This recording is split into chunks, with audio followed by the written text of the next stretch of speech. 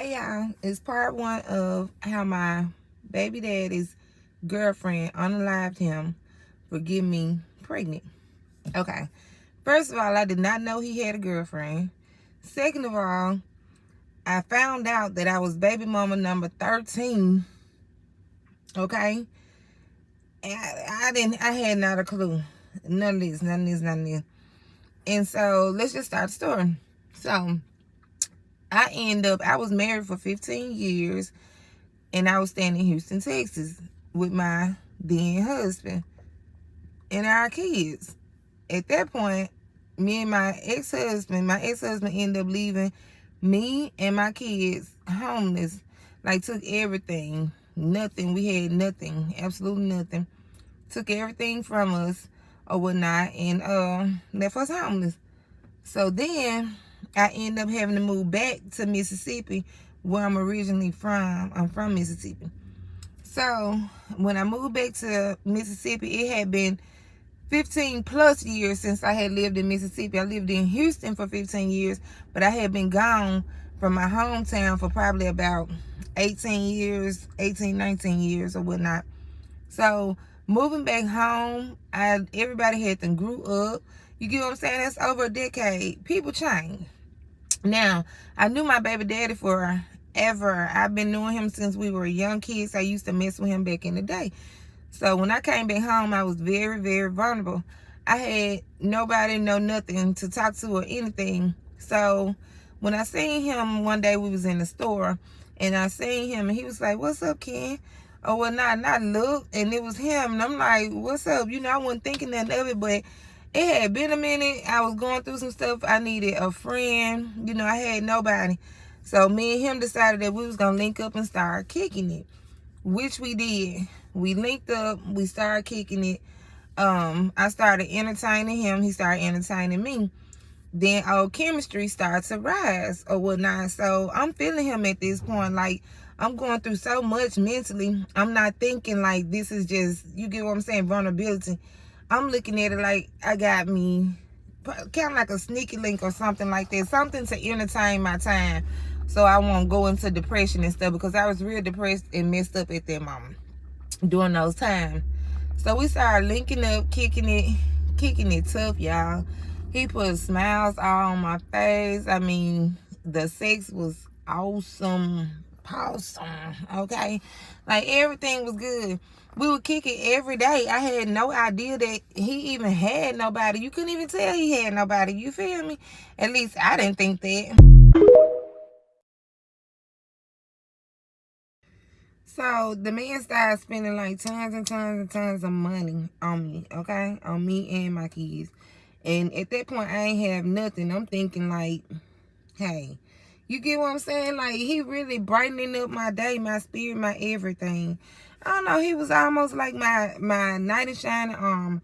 Until one day, I started getting these strange text messages to my phone. And it was just like, basically, if you don't leave my man alone, then we're going to have problems. Okay, hence, I'm not messing with nobody else, man. I'm only messing with this man, and this man is my boo. And this is a small town we stay in. Everybody know everybody's business. So I had never heard, though, that he had nobody. You just couldn't even tell that he had nobody. We together every day, all day. We going on shopping trips. We going out to eat publicly. Nothing was hidden or nothing, y'all.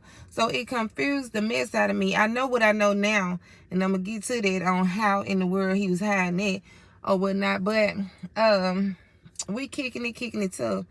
Then I started getting the text messages or whatnot.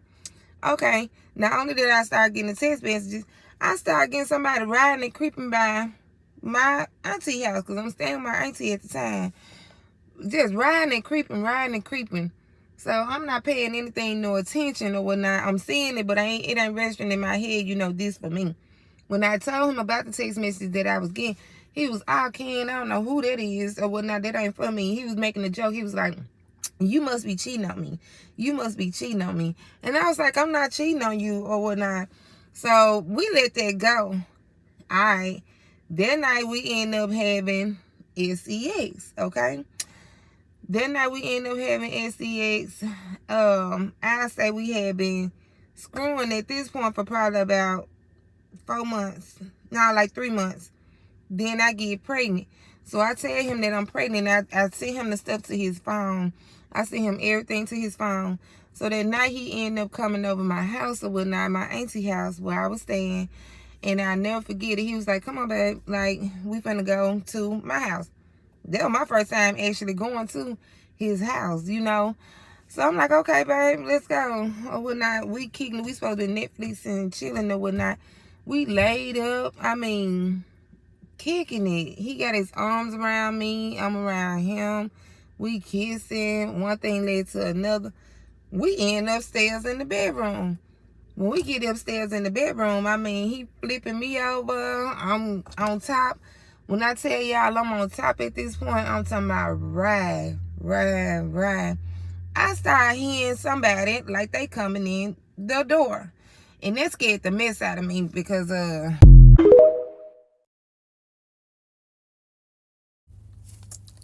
part 3 of my baby daddy's girlfriend unalived him for getting me pregnant. So, where I left off at in the last video, we started hearing what I did. I heard like somebody trying to open the door. It's like I heard it like they was turning it slow. You can kind of hear the creep, kind of like turning it slow. He's so into it. I'm into it too, but I catch everything. So it scared me. So when it scared me, I jumped up. You know, I'm like, hold on. You don't hear nobody opening that door or whatnot. So he, you know, they like, you don't hear nothing. Like, it's just the crips and crevices basically that I'm hearing. He's like, it's a big house, so it's quiet, and it's an older house, but it's a big house, so we thinking it's just the crips and crevices. He never got up to look because we so deep into the sex. You feel me? So as we continue on, he flipped me over. Well, not because I'm thrown off at this point. I don't even want to keep going. I'm like, go check. You know, he get the kissing back on me. He like, nah, babe, like, calm down. It's just in your mind. Just calm down. Ain't nobody here but us or whatnot. All right. As he on top of me, he kissing me. He making me more and more relaxed or whatnot. So we getting back into it. At this point, he is on top of me. We're back into it. Next thing you know, literally at the blink, it just went so fast. I can't even fathom the thought. It went so fast. I heard a boom. That's what you heard. You heard a boom. And somebody just cut out. I'm so shocked and startled. I don't even know what. Like, he looking at me like this. That's how he was looking at me, like he was stuck. I don't even think he realized he was shot. To be honest, he was stuck. I didn't realize he was shot or whatnot. I don't know. It just went so fast. I hate this part. I hate even thinking about this part, y'all. The look in his eyes was a blank stare, and it just threw me completely off. Next thing you know, he just fall over on top of me. He fall over on top of me. I'm stuck. I'm hearing somebody run. But I'm not seeing who, nothing.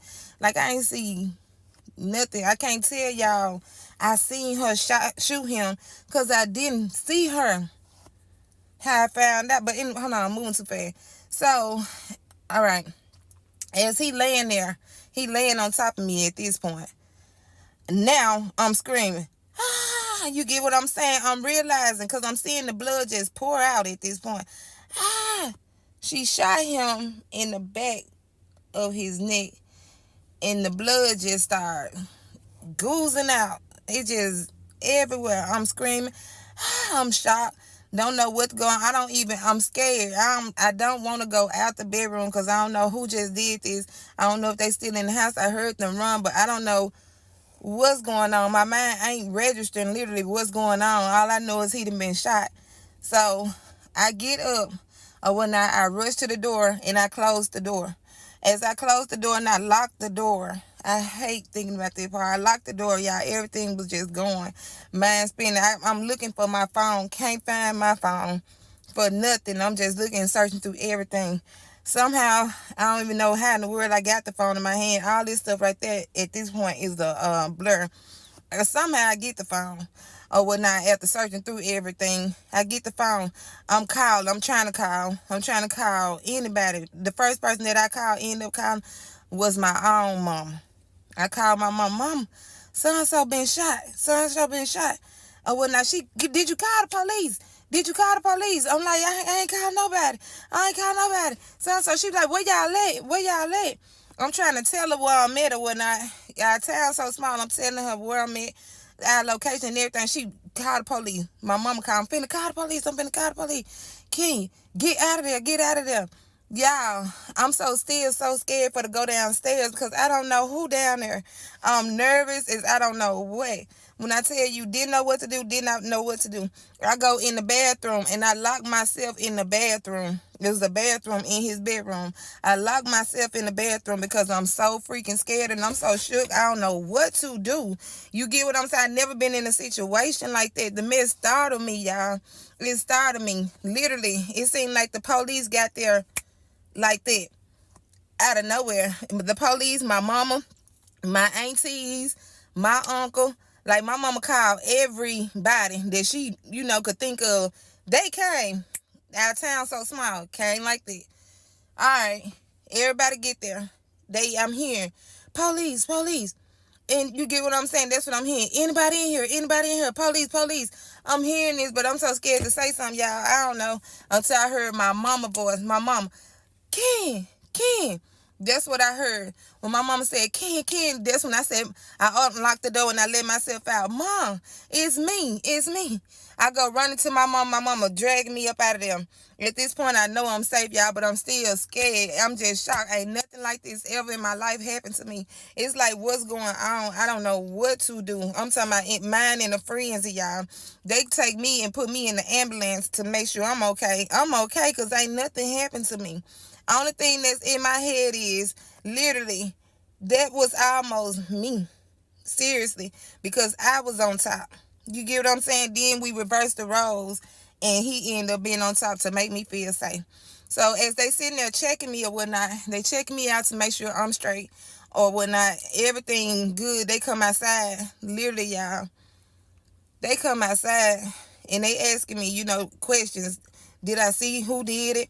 Or what the person had on? I didn't see nothing. I'm telling them I didn't see nothing. To the point where they almost was feeling like, did you do it? You get what I'm saying? That's how they was making me feel. Did you do it? Y'all, I'm instead of telling them I didn't see what happened. We was having sex. So I can't tell you. He was on top of me. My eyes closed. I'm into it. Only thing that I heard was a boom. Literally. And this man, you get what I'm saying, stuck looking at me.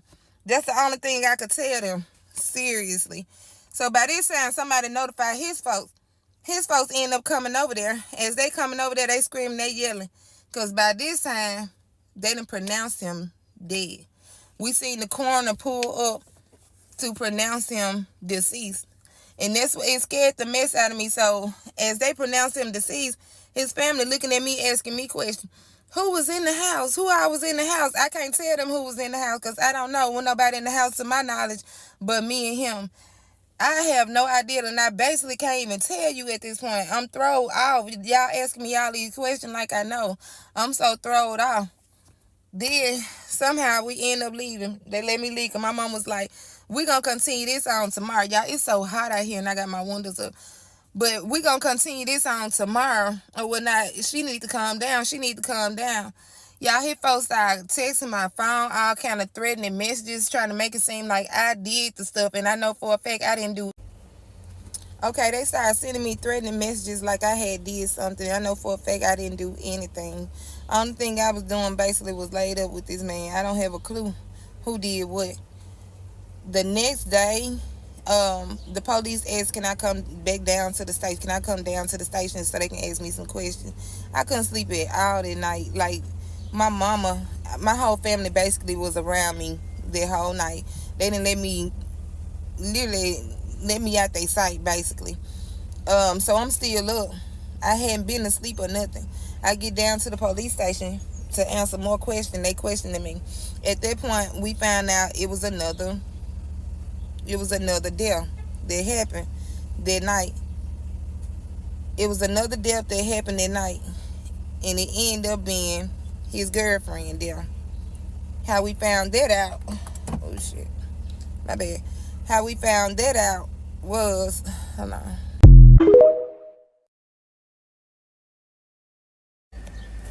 Let me say this. out of respect for my baby daddy's family and friends and family members, I'm not trying to bash anybody. I'm just basically telling my story.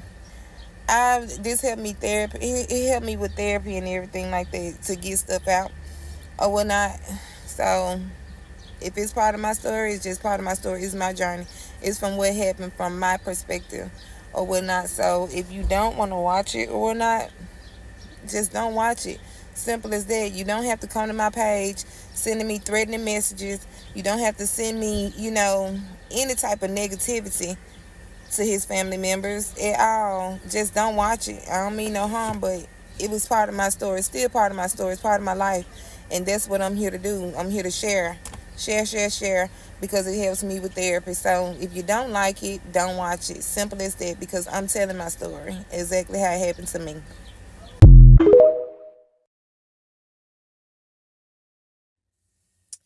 Hey y'all, this is a Q&A to my story time or whatnot. So instead of part 4, this is going to be my part 4 for the story time. It's going to be a question and answer to answer some of y'all questions, because I got a million of freaking questions and a lot of them was the same questions. So I'm going to answer some of those so y'all can get a better understanding, because it seemed like y'all wasn't listening or something. I'm not sure, and I don't want to confuse anybody. So let me answer some of y'all questions. And another thing, this is a lot. Like, it's still traumatizing. It's very traumatizing. And I've been going through therapy, so that's how I'm able to even talk about it. So when I'm cutting it off in parts, it's because I need a break. You get what I'm saying? Before I continue telling the story. So if you get 2 parts a day, that's what I can give you. I'm sorry, but that's all I can do, like, to be honest. Don't mean to be harsh or rude like you guys are being. Well, some of y'all. So let's get started. The first question, the famous freaking question that I'm being asked the most, is this one right here. Okay?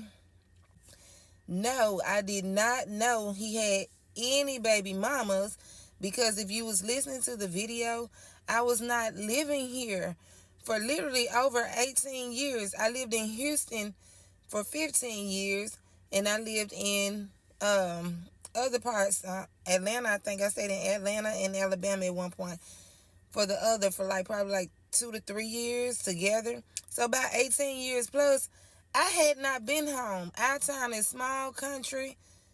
Don't nobody stay here. You get what I'm saying? People don't like to stay here. It's not jobs here. It's not anything here. It's hard to even make it here.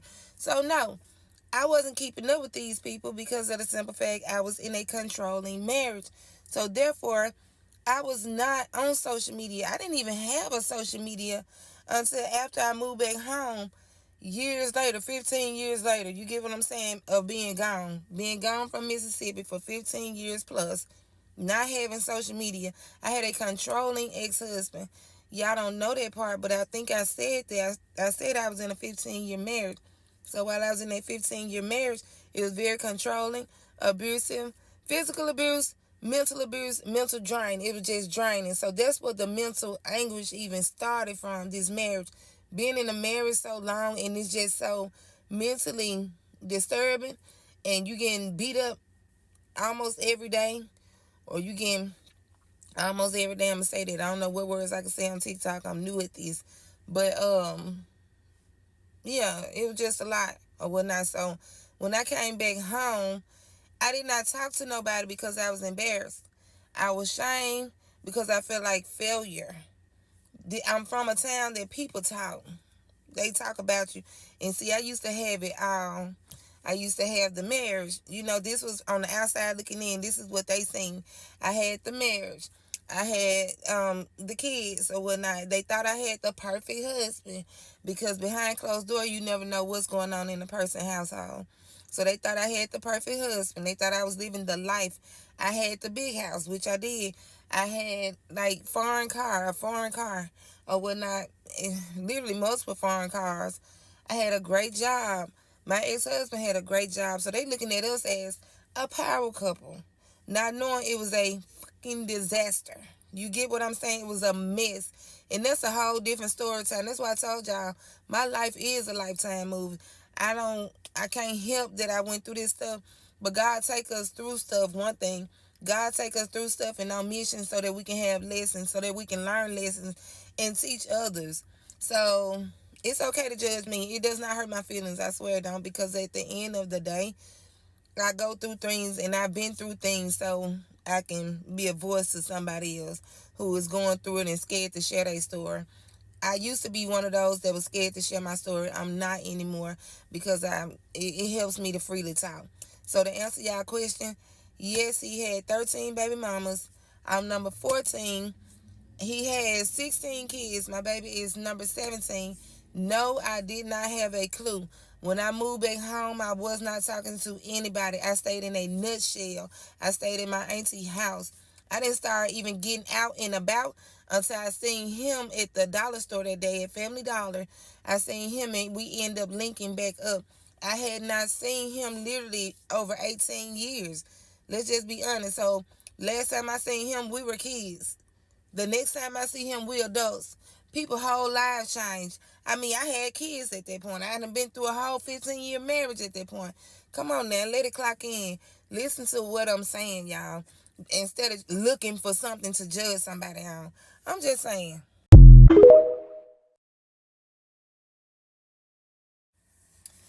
Not going to somebody's house right off the bat may be a red flag for you. But during those moments, your headspace was not my headspace. Not what I was going through. If you were in a 15-year abusive marriage, then you and your kids go from having everything to absolutely nothing, to sleeping in a car, literally in the driveway of the home y'all once called y'all home. Your mind space ain't there. You gotta make sure your kids eat, everything is on you. You not used to doing everything solely by yourself. Now you doing it all by yourself.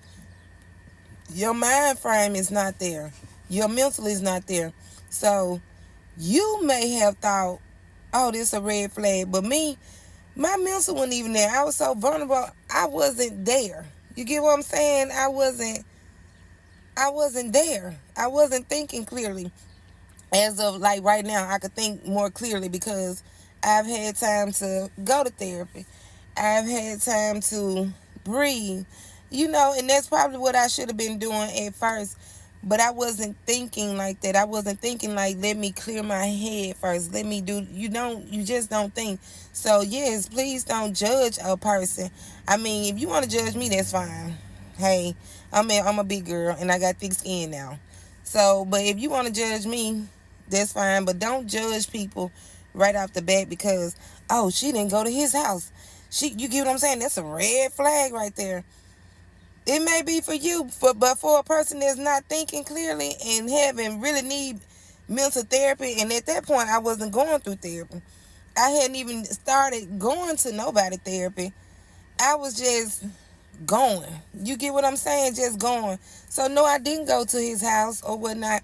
I'm just thinking it was just some peace. It was some peace after that storm. I'm going to say that.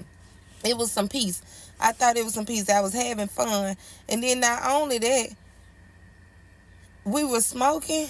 And when we be smoking and whatnot, I'm not realizing I'm being laced with drugs. I'm being laced with drugs. So that's another thing that altered my mental. You got to look at that stuff. So my mental at the time was not your mental. I could think clearly now. I didn't even have God then. You get what I'm saying? I wasn't even leaning towards God during those moments. Because if I was, I probably wouldn't have went through none of that. I would have been more focused on God. That's why God put us through our own personal missions. Like I was saying, God put us through our own personal missions so that we can learn lessons, so we can avoid things that we got going on in our life that's not for us. God wants us to lean solely on Him. And I know that now because I gave myself back to God. I started focusing completely on God. I knew that was not the life for me. I wanted to change it around. After all this stuff I've been through and went through, I just gave it all to God. I started leaning towards God, and like I've been saved. I've been saved from all that. I've been saved from dating men, with money. Going after just, oh, he got money. Girl, let me get that. I've been saved from that lifestyle. I've been saved from smoking. You know what I'm saying? I've been saved from being attracted to street pharmacists. He was a street pharmacist. He was a street pharmacist. So I was attracted to the hood type, street pharmacy type men, if you know what I mean. That's what I was on. The partying, the clubbing, all that stuff. I did that. I done been saved and delivered from that because I done been through a mission. God put me on a mission so I can see and so I can think and, get a better vision of what I'm not supposed to be doing. It's not for me because it's not of him. You get what I'm saying? So it's okay to judge. People judge Jesus all the time. It's okay. But your mind is, what if I say your mind is not clearly there because of the simple fact you're judging me, and we're not supposed to judge nobody. Think about that.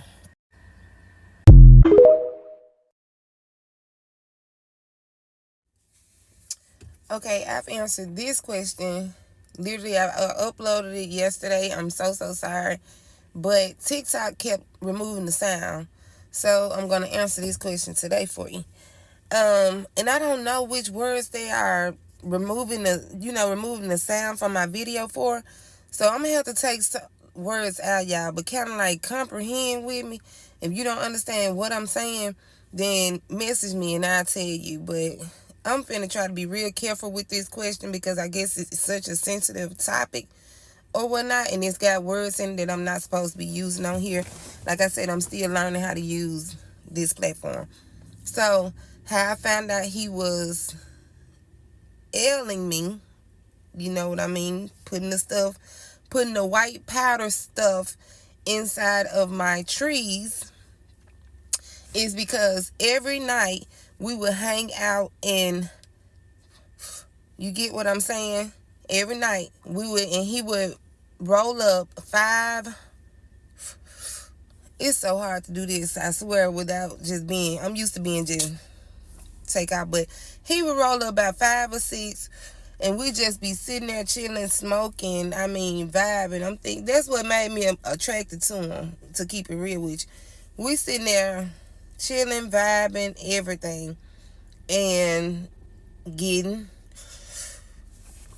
So I used to, for my anxiety and depression, I got real bad anxiety and depression. I used to have it real bad, but it's getting better now. So how I found out he was doing it, my best friend at the time, who I thought was my best friend, we had been best friends since childhood, but we weren't really keeping up with each other like that when I moved away. Because like I told y'all, when I moved away and I was in a 15-year marriage or whatnot, I didn't keep in contact with these people here in this town. That's the thing. So when I came back, me and her instantly clicked up because she was hanging with my cousin. So she ended up calling CPS on me. She got in cahoots with my ex-husband, and her and my ex-husband called CPS on me and told them all kind of lies and allegations on me. So when she called CPS on me or whatnot, when they came out to my house to take my kids, they ended up having to do me a D test, a rug test. I don't want to say the word, but they ended up doing me that test. The woman cut my hair, put it inside of a little baggie, and blase. I don't want to get too deep into that because that's going to be like one of my next story times on how my best friend set me up with my ex-husband with CPS, got my kids taken, all that drama and mess. That's a whole nother story of its own. I told y'all my life is a lifetime story. I've been through a lot of missions to know what I know now.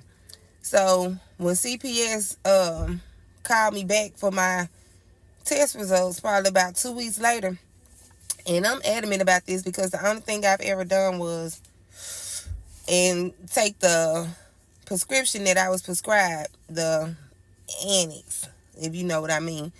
So when the test came back, it came back positive for the white powder substance. Okay? And I'm telling this woman, I'm adamant, lady, I ain't never did no hard narcotics. You get what I'm saying? I've never did no hard stuff like that. Like, you got me messed up. I'm begging them to retest me. I'm begging these folks to retest me because I know for a fact, and I know in my head, I ain't never in my life did no mess like that. The only thing I ever did was, you get what I'm saying?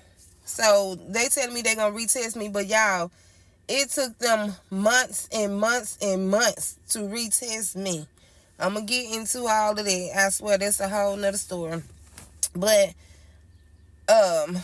when it came back positive for I'm knowing in my head, only person that I have ever smoked with or anything like that is him. You get what I'm saying? And I'm gonna say this part right here because this is important. As I was being adamant or whatnot, saying that I've never did that, she granted me a retest. She looked at my results and seen the levels in my system, and she told me, she said, "Okay, Miss," she called my last name. She said, "I can tell that you wasn't willingly doing this on your own from the levels that's in your system. But the marijuana, I don't know if I can say that, but the trees or whatnot is a high level, which you admitted to that. CPS don't care about you doing trees. They know trees is okay for anxiety and depression. Come on now." So, my levels weren't there with the white flower substance. It wasn't that high like it was with the trees. So she said, "Let me ask you this. Who do you get your trees from?" She said, "Don't tell me the name. Do you get your trees from a dispensary or do you get it from a dealer?" I told her, I said, "Well, I get it from a dealer because keep in mind, he's a hood dude and he's a street pharmacist. That's what he do. All that type of stuff. He, distribute all that type of stuff or whatnot to the people." So I told her, I said, "Well, I get it from a dealer." She said, "You admitted to us that you smoke trees." She said, "So do you think that this man is really cleaning his supplies, basically? Do you think that this man is cleaning his supplies every time he go between one and the other?" I'm like, "Well, no, I don't think so. I don't know." But this man was adamant with me that he do. Like he told me like he wear gloves and everything. I don't know. But that's how I found out he was putting the stuff in my system. He was putting it in my trees, and we sitting there 5 and 6 of them together. It got to the point where I'm having to smoke back to back to back to back to back to back to back, y'all. And it's because what I know now. I'm chasing that flower substance that I had started putting in my system without even knowing when I'm with him. And he would always roll up the tree. He would always do it, except for when I went with him.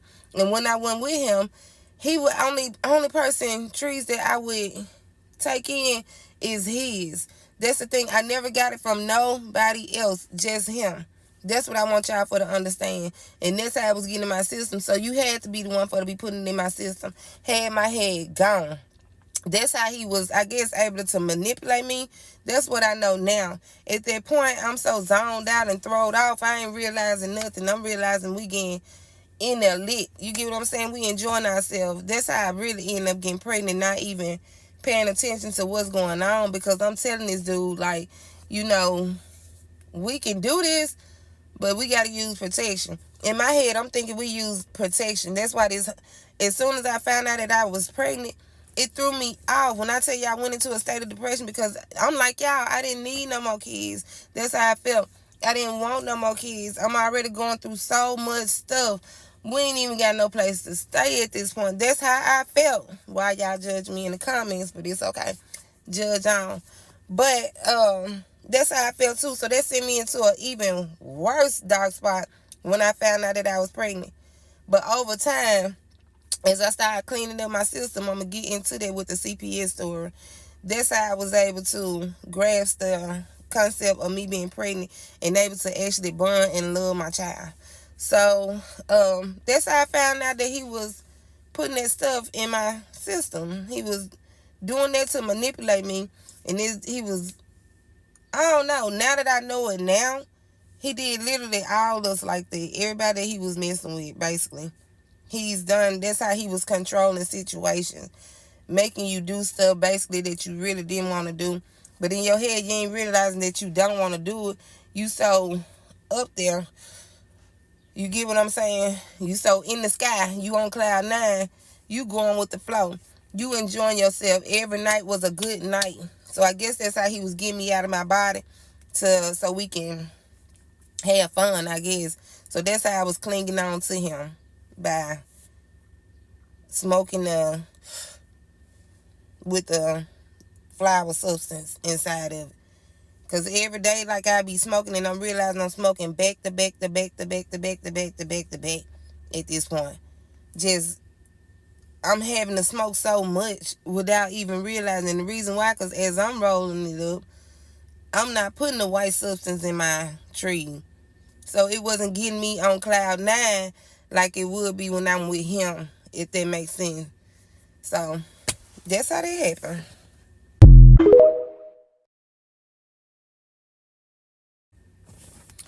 Why was my focus a man while I was homeless with multiple kids? Okay.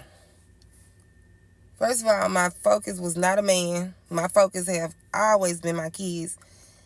I'm going to make that series my next series on how they made my kids end up homeless, why my ex-husband left me, what happened in our marriage and everything to him leaving me and my kids homeless without nothing or whatnot. Because my focus that whole time was completely my children, okay? But let's just keep it real.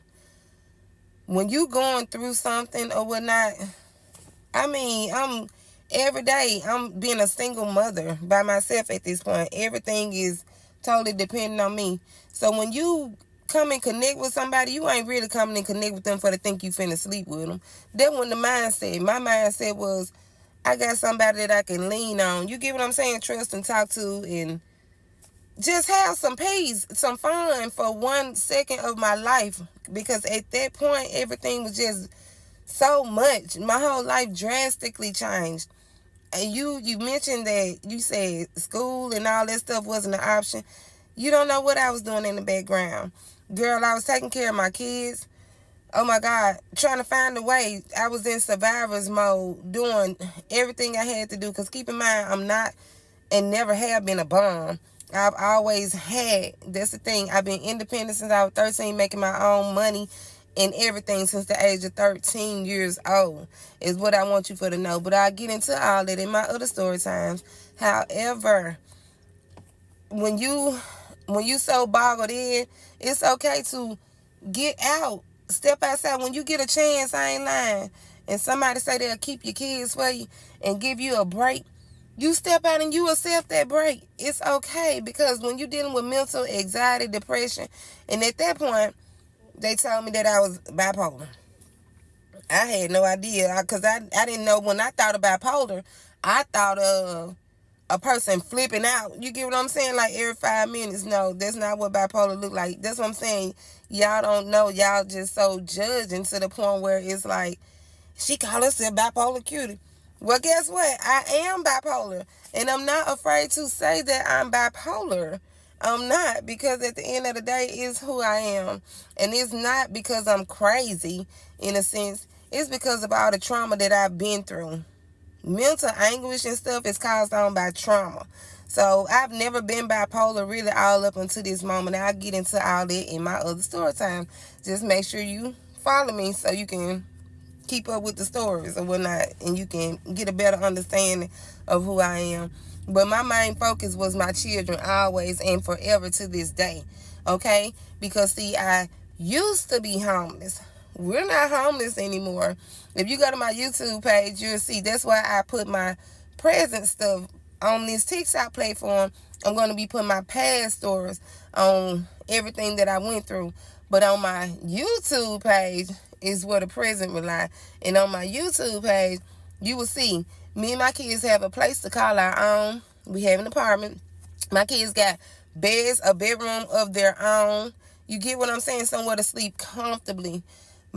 Me and my kids, we have a car that I worked hard for to get us back a vehicle, because it was a struggle going and begging people for rides just to get to a job. It was a struggle begging people to keep my kids while I go look for a job when I first got back here. My family straight shunned me. Everybody treated me and my kids like we was nothing, and I was always the one that had, is what I want you for to understand. We got food on the table. I feed my kids faithfully every day. You'll see that on my YouTube channel. I cook for my kids. I love on my kids. My kids tell me how strong I am. So, no, ma'am. My focus was never a man. However, I'm human. I'm human. So you can't sit there and say I didn't deserve to step out for a breather to have a peaceful time or laugh and have some fun. Step outside that box of being that full-time mom that always the one now at this point got to do everything. Everything. That'll be selfish to say. You get what I'm saying? That I didn't deserve to step outside and get a peace of mind, a break for myself. That'll be selfish for you to say. So, no, my focus was not a man. I was doing all that in the background, trying to make sure that I get me and my kids to the place that we supposed to be. It did not happen overnight. I'm a manager at my job. I have a job now. Like, you'll see all that stuff. So, no, my focus was not a man. And school is coming. Just keep on following me. Because that's one thing about it. I want to be a nurse. I've always wanted to be a nurse. And I'm going to be a nurse. It don't matter if I got a million kids. Guess what? They're mine and they're all taken care of. All of my kids are straight.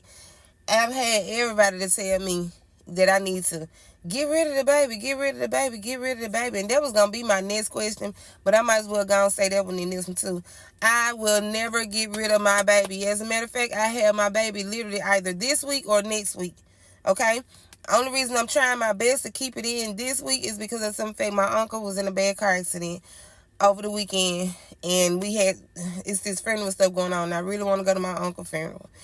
So it's going to either be this week or next week. My baby is almost here. Out of everything that I done been through, my baby is literally almost here. I would never get rid of him. Was I shocked that I was pregnant? Yes, because I wasn't supposed to be pregnant. I've asked this man to use protection with me every time, but I was not there mentally, and I was on the white flower substance at that time. So everything he was asking me to do, I'm doing it. I'm doing it. You get what I'm saying? So, yeah. That's selfish for you to have fun as a human or do things as a human and then put it on an unborn child. Like, make it the unborn. Like, when God bless you, you don't know who he's blessing you with. You don't know what this baby mission is on earth. Because in your head is, let me be selfish. Let me go get rid of it. No, I'm not getting rid of anything. Life matters. It don't matter if it's unborn life or not. Life matters. That's selfish to say, knock off somebody's seed. Like, this still my baby, no matter who is by.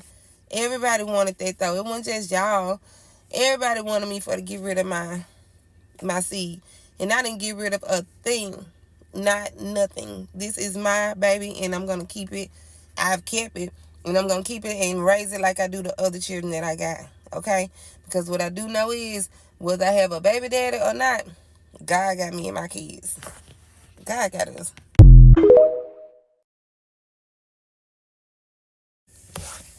Okay, this is part 5 to my baby daddy's girlfriend unalived him for getting me pregnant.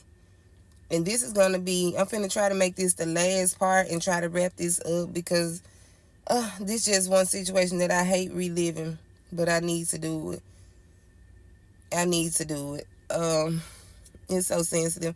And on top of that, her family has reached out to me with a cease and desist, so I got to be very, very careful about what I say in this part. But, and I didn't expect my videos to blast off like this, so I honest to God am not trying to bash anybody. I will say this a million times. I'm just trying to tell my story. It helps with my therapy because I am so sorry. I'm sorry. And I didn't mean for it to go like this. But when the police, they came, when we was in the station,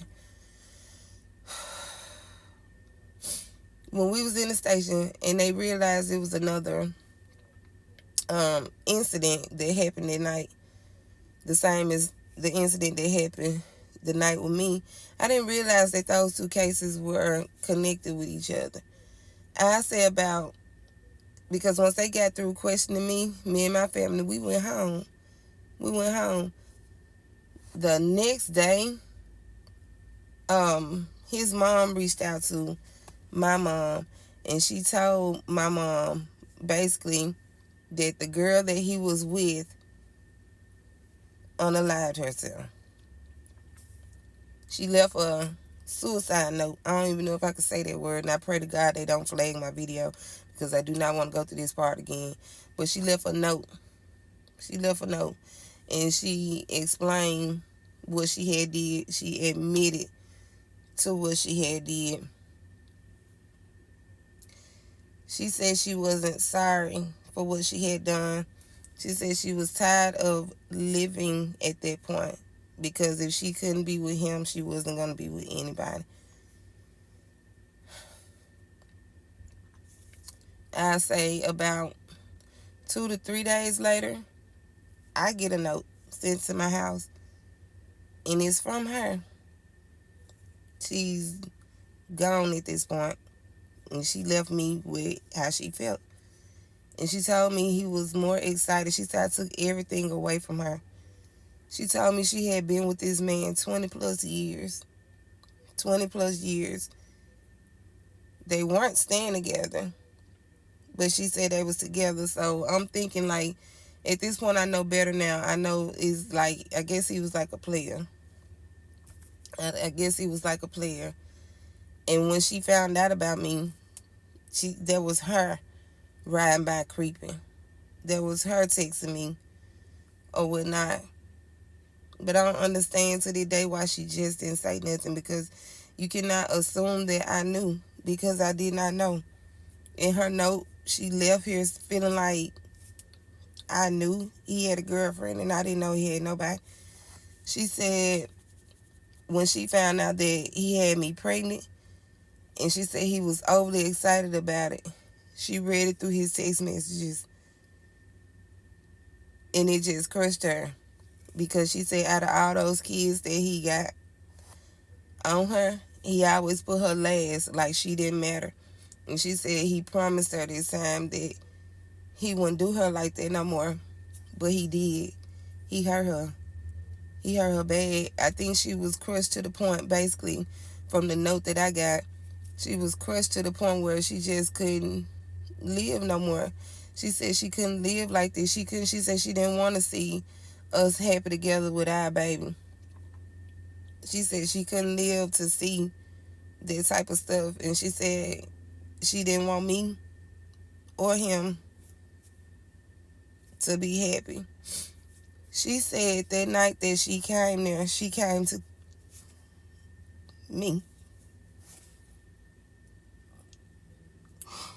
And when I read that part, it hurts me, because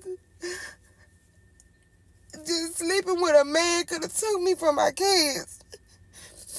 It could have took me from my kids, and the only thing I was doing was just really kicking it. I wasn't trying to get pregnant. I wasn't trying to get pregnant. I wasn't trying to ruin nobody's life. I wasn't trying to do none of that. I wasn't trying to be the reason somebody is deceased. It feel like I'm the reason 2 people are deceased. And I didn't try to do none of that.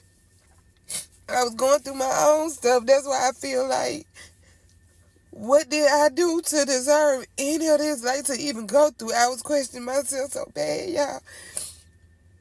I was questioning myself so bad. Hold on. Okay. I'm back. I'm sorry. This just is so hard to get through that part. Yeah, I hate to relive it. And like I said, her family sent me a cease and desist, so I can't even really just talk about it. But I'm sorry. I am so sorry. You never know what a person is going through. This man told all of so many lies. When we end up going to his funeral, y'all, they tried to ban me from going to his funeral. Everybody did. To this day, his family don't really want to have nothing to even do with my baby. Nothing. They don't call and ask about him. They don't call to see, do I need anything. Everything that I've gotten from my newborn baby has been because of me. It's been because I work and I just try to get things piece by piece. That's why I said it seemed like everybody don't want my baby here on earth, but I feel like God gave me this baby for a reason. It's my baby. And we may not have everything that I need, but I'm gonna get there piece by piece. My baby gonna have what he need, like piece by piece. I'm gonna get it. I have my baby literally either this week or next week. I'm trying my best not to have him this week because my uncle's funeral is this week, but they banned me from the funeral. That's how I found out he had other baby mamas. It's just a lot. All of them started reaching out to me, just coming out the woodwork because they actually the other baby mamas want to make sure that they kids know they sibling. It's some that don't, and it's some that do. He got older kids that, want to know they sibling. I just feel like he manipulated us all. He left here with so many unanswered questions. It, but I'm going to wrap this series up, y'all. If y'all got questions, I answer questions. But I really don't want to talk about that part no more. As far as his girlfriend, I feel so bad. I'm so sorry. I'm so sorry. So sorry. Had I known what I know now, I would have never said nothing to him. I hate that I got involved with this man. I hate that. I hate it. To this day, that's the part that bothers me the most. It's like I can almost feel her pain as a woman. I just hate that she didn't talk to me. I hate she didn't talk to me. I hate she didn't reach out to me. And it probably sound crazy to y'all, but I wouldn't have been problematic. I wouldn't have been none of that. I honestly would have left this man alone. This man, I hate this. But I'm going to start my next series, y'all. I'm going to start my next series of how me and my kids end up homeless, how my ex-husband ended up leaving me and my kids homeless or whatnot. Me finding out that he was on the DL, that he was doing to me every day, the verbal abuse is just all that. I've been through a lot. And I know I'm not the only person that done been through a lot of stuff like this, but it helps to get it out. I moved on from a lot. I've grown from a lot. I'm not where I used to be. I'm not perfect. I'm not where I used to be because for days I couldn't even eat. I ain't gonna say days. When I said y'all months, I was thin. I was so little. I couldn't even eat. But